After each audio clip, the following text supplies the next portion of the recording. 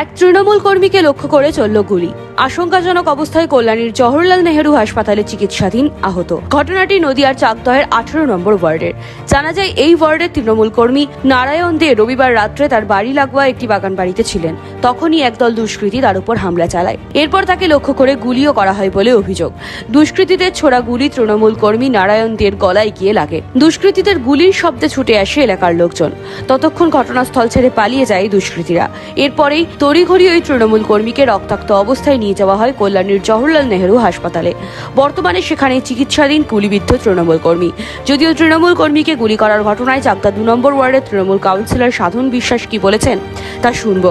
নারায়ণ দে আমাদের পার্টির একজন সদস্য, তাকে গুলি করেছে। কারা করেছে, কি করেছে সেটা আমি বলতে পারবো, সে নারায়ণ দে বলতে পারবো, যারা ছিল তারা বলতে পারবে। এখন ট্রিটমেন্ট হসপিটালে নিয়ে এসেছি আমরা চাকদা থেকে কল্যাণীতে। এখন দেখা যাক ডাক্তারবাবু চিকিৎসা করুন।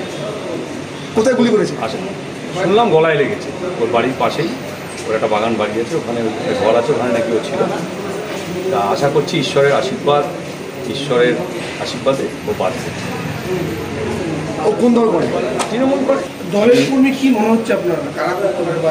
দুষ্কৃতীরা করেছে, ভদ্রলোকে গুলি চালায় না।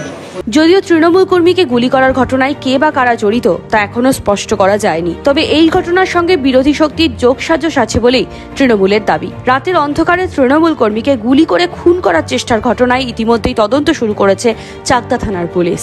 Bureau report, NBTV।